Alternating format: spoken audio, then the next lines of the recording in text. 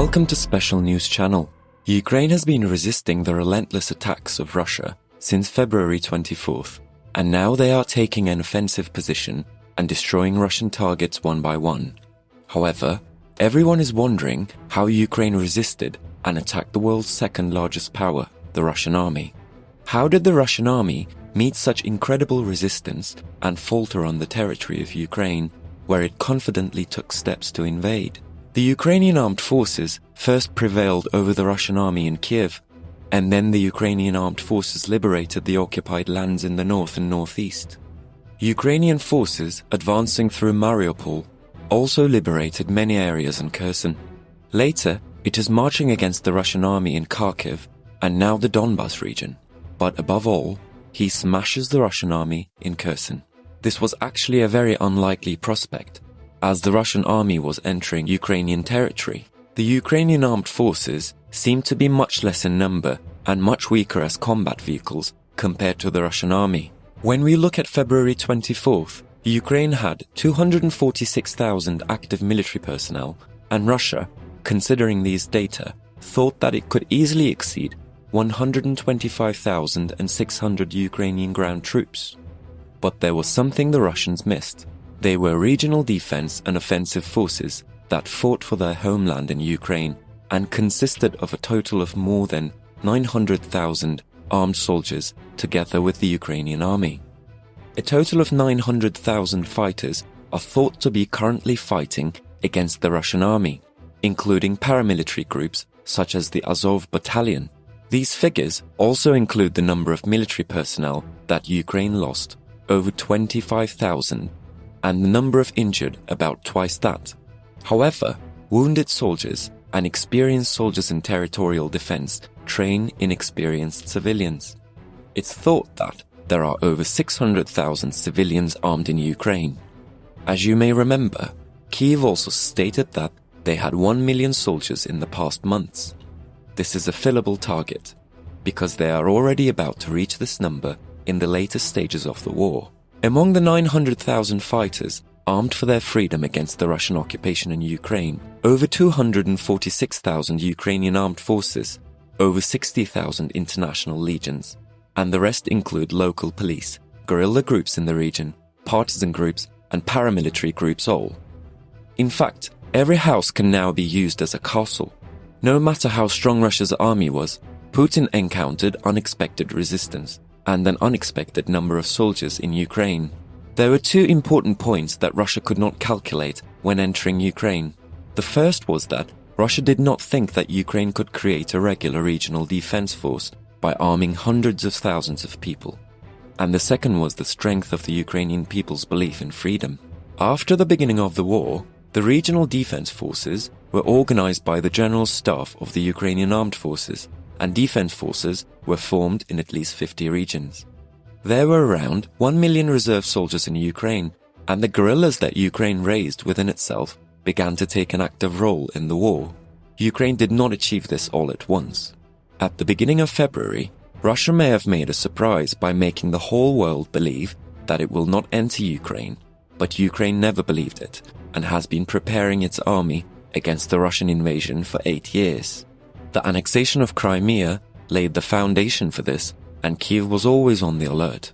Here, the regional defense forces are made up of people fighting for Ukraine's security, including civilians and local police. Zelensky has believed in his community since the first day of the war and knows that they would stand by him and believe in a free Ukraine. Civilians fighting on the front lines had two options. To deal with the war, they had to either flee or fight. They chose to fight. With few exceptions, the Ukrainian government has banned men between the ages of 18 and 60 from leaving the country, inviting them to stay and fight or otherwise aid the war effort. Many civilians here were people who had never fought before. However, they preferred to remain civilians and fight at the front. Their greatest fear was that most of them had lived through the Soviet era and their children did not want to be subjugated by Putin's Russia, the new version of the Soviet Union. Civilians in the area sold their suits and laptops and exchanged them for AK-47s. There was only one reason for this: join the Ukrainian armed forces as a volunteer military unit to fight the Russian army. Hundreds of thousands of people have done this. It is known that the people tried to stop them by throwing Molotov cocktails at the Russian tanks during the siege of Kiev. This is the picture that the resistance gives us in total, a nation that fights all the way and tries to save their country. The report that even Russian-speaking people living in Ukraine, whom Putin defends so much, are fighting against the Russian army, shocked the Kremlin this week.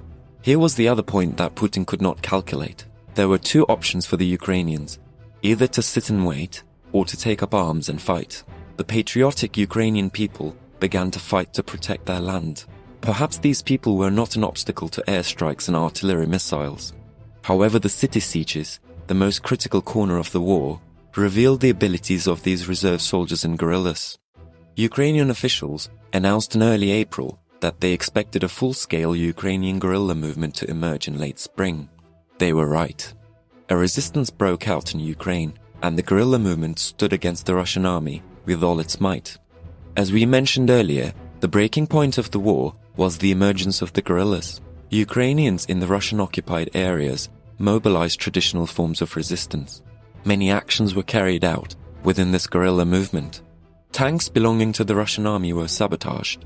Assassination of high-ranking officers of the Russian army and propaganda on behalf of the Ukrainian armed forces were carried out in the region. It is of course possible that Ukrainian special forces were involved in some of these actions. Data is also likely to be missing, as some actions are probably not reported. Even so, the number of guerrilla actions is impressive and indicative of a growing trend towards partisan activity. Here are some remarkable data. It is also that these partisan activities take place mostly in the Russian-occupied city of Melitopol. This statement can be reached by looking at the data published by the Institute of War Studies in Ukraine. Likewise, in Berdyansk, a large partisan army carried out propaganda via telegram. The partisans chanted slogans and organized the public for forms of resistance. However, this community is yet to take action. As a result of these activities, the morale of the Russian military, which was the target of nearly 200 fatal stabbings and shootings, completely deteriorated. Recently, these events have started to be experienced intensely in the Kherson region. It is even stated that some civilians fought against the Russian soldiers who tried to evacuate them by resisting them. But the most critical point here will be this.